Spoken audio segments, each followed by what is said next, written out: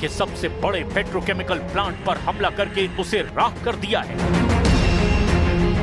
Iran अरबों dollar के नुकसान का बदला इस खौफनाक अंदाज में ले रहा है। अंधाधुंध ड्रोन मिसाइलों का तूफानी हमला। हाइफा में ईरान की मिसाइलों का तूफान। तेल अवीव में मुस्तबा के क्लस्टर बमों की तबाही। खाड़ी देशों में जनरल जुल्कदर के ड्रोन का तांडव। ट्रंप से भिड़ गए मुस्तबा की टीम के जॉइंट किलर। इजराइल के आसमान में आग ही आग है, धरती पर धमाके ही धमाके हैं। एक मिसाइल से 80 धमाके करके ईरान इजराइल को दहला रहा है। ये क्लस्टर बमों की मार है। हाइफा से तेल अवीव तक, वेस्ट बैंक से किर्यात शमोना तक भयानक हमलों ने इजराइल के होश उड़ा दिए हैं। इजराइल के गुश्तान इलाके में हमले के बाद की तस्वीर बहुत ज्यादा खौफनाक है। ट्रंप की गाली गलौज और धमकी से भड़के ईरान ने जबरदस्त पलटवार शुरू कर दिया है। ईरान ने दुबई और शारजाह जैसे आलीशान शहरों को बमों से झुलसाना शुरू कर दिया है। यूएई के शहरों पर ईरान मिसाइलों और ड्रोन की बौछार शुरू कर चुका है। खाड़ी देशों की तरह ईरान ने इजराइल की पोर्ट सिटी हाइफा पर सबसे भयानक मिसाइल हमला किया है। ईरानी सेना के प्रवक्ता ने धमकी दी है कि ईरान के नागरिकों पर हमले का 2 गुनी ताकत से जवाब दिया जाएगा। ईरान एक के बदले 100 लाशें बिछाने को तैयार है। तेहरान पर बमबारी का बदला ईरान ने हाइफा में हाहाकार मचा कर लिया है, जहां रिहायशी इलाके में फटी मिसाइलों से जानो माल का भारी नुकसान हुआ। मगर एक इत्तेफाक से इजराइल का सबसे बड़ा नुकसान टल गया। हाइफा सिटी में मिसाइल हमलों के बाद जांच में मिलिट्री और पुलिस को ईरान की बैलिस्टिक मिसाइल का ऐसा वॉरहेड मिला जिसमें अंदाजन कई 100 किलोग्राम एक्सप्लोसिव मटेरियल था। मिसाइल के टारगेट से टक्कर के बाद ये वॉरहेड फटा ही नहीं, लेकिन टक्कर से निकली काइनेटिक एनर्जी की वजह से रेजिडेंशियल बिल्डिंग की कई मंजिलें गिर गई। अगर वो वॉरहेड फट जाता तो ब्लास्ट से हुए नुकसान से पूरी बिल्डिंग ही तबाह हो जाती और आसपास के घरों को भी नुकसान होता, ऐसा रेस्क्यू फोर्स ने अंदाजा लगाया है। जांच के मुताबिक ईरानी मिसाइल पर फायर किए गए इंटरसेप्टर चूक गए क्योंकि प्रोजेक्टाइल टूट गया और उसकी उम्मीद के मुताबिक ट्रेजेक्टरी बदल गई। गनीमत बस इतनी रही कि 100 किलो का वॉरहेड नहीं फटा, वरना इजराइल में कोहराम मच जाता। ये हाइफा सिटी की वही ब्लास्ट साइट है। यहाँ सिर्फ मिसाइल की टक्कर से बहुमंजिला इमारत ढह गई। अगर धमाका भी हो जाता तो पूरा इलाका ही खाक में मिल जाता। اعلام کرده بودیم که هر تعرضی به اهداف غیر نظامی با پاسخ مضاعف به منافع دشمن در هر نقطه از منطقه روبرو خواهد شد. در صورت تکرار حمله به اهداف غیر نظامی مراحل بعدی عملیات‌های تهاجمی و تلافی جویانه ما ईरान की मिसाइलों का सबसे बड़ा सीक्रेट आउट हुआ है।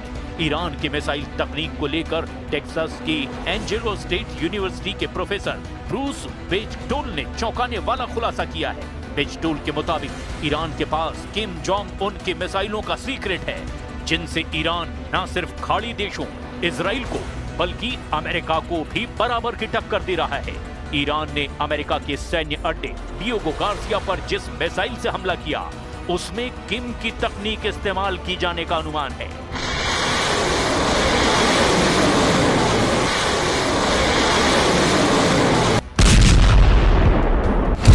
एक्सपर्ट्स के मुताबिक वो ईरान की मिसाइल मुसुदान थी।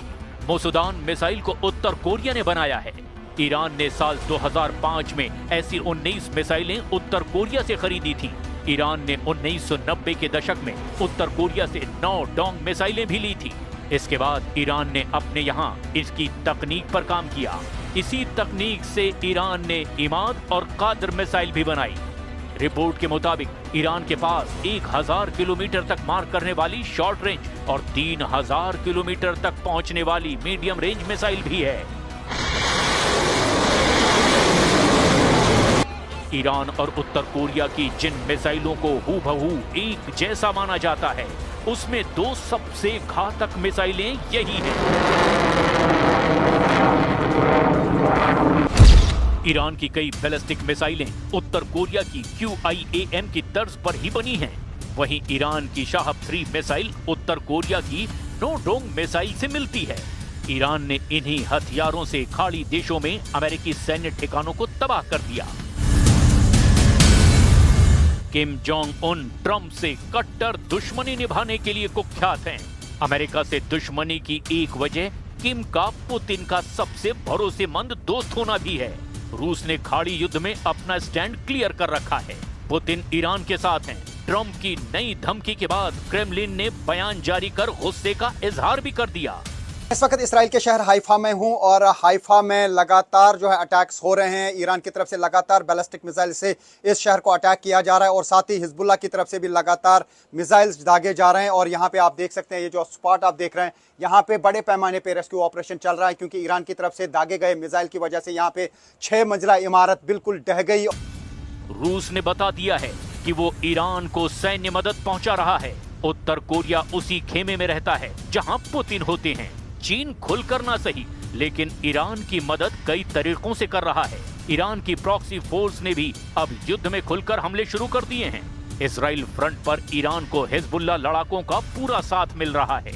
हिजबुल्लाह फाइटर इजराइल पर अंधाधुंध ड्रोन बमों की बौछार कर रहे हैं। ईरान समर्थित लड़ाका फोर्स के टारगेट पर इजरायली सेना के अड्डे हैं। हूथी लड़ाकों ने भी इजराइल को उलझाने के लिए हमले और तेज कर दिए हैं। यानी इजराइल और अमेरिका मिलकर के जितनी ताकत से ईरान पर हमले कर रहे हैं, उससे कहीं ज्यादा जोर ईरान ने इजराइल और खाड़ी मुल्कों में तबाही के लिए लगा रखा है। ईरान ने साफ कर दिया कि वो ट्रंप की किसी भी धमकी को सीरियस नहीं ले रहा। ईरान के टूरिज्म मिनिस्टर ने यहाँ तक कहा कि ट्रंप को गाली गलौज बहुत भारी पड़ने वाली है। Той агрессии, которая была развязана против Ирана. География этого конфликта расширилась, и сейчас мы все констатируем те последствия, которые мы имеем. ईरान की संसद ने उस कानून को मंजूरी दे दी जिससे हॉर्मुज स्ट्रेट में अमेरिका इजराइल की एंट्री बैन कर दी गई है। IRGC की तरफ से ये बयान आया कि हॉर्मुज में दुश्मनों ने कदम रखा तो उन्हें उड़ा दिया जाएगा। ट्रंप के भड़काऊ बयान के बाद ईरान के टॉप लीडर मुंहतोड़ जवाब दे रहे हैं। ईरानी संसद के स्पीकर मोहम्मद बागिर कालिबाफ ने वार्निंग दी है कि ट्रंप खाड़ी देशों को आग में झोंक रहे हैं। इराक के बगदाद में एयरपोर्ट के पास हमले कालिबाफ की धमकी को सच साबित कर रहे हैं, जहां अमेरिका के ग्रीन जोन के पास भयानक हमले शुरू हो गए हैं। معمولاً به حرفهای ترامپ اعتنایی نمی‌کند چون باور دارد که ایشان فاقد تعادل شخصیتی و رفتاری و کلامی است و هر لحظه با یک موضوع متناقضی مواجه میشیم. ट्रंप की ईरान को नरक बनाने वाली धमकी के बाद युद्ध विस्फोटक राउंड में पहुंच चुका है, जिसमें इजराइल ने बड़ी कामयाबी हासिल की है। इजराइल ने ईरान के खुफिया बॉस का सफाया कर दिया है। 50 साल से ईरान के खुफिया मिशन से जुड़े रहे जनरल के खात्मे का ऐलान खुद पीएम नेतन्याहू ने किया।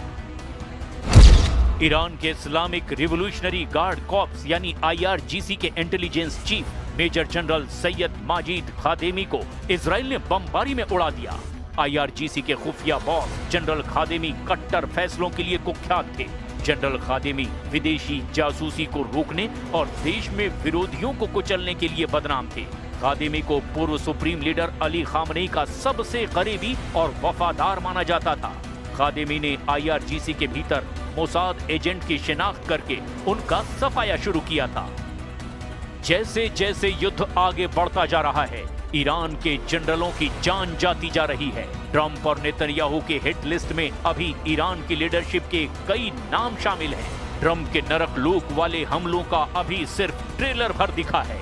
अमेरिका फुल फोर्स में जब हमला शुरू करेगा, तब ईरान कैसे बचेगा? क्या रूस, चीन और तुर्की जैसे देश ईरान को बचाने युद्ध में कूदेंगे? क्योंकि अमेरिका को अभी नहीं रोका गया, तो फिर दूसरे विश्व युद्ध जैसा एटमी धमाका बहुत जल्द हो सकता है।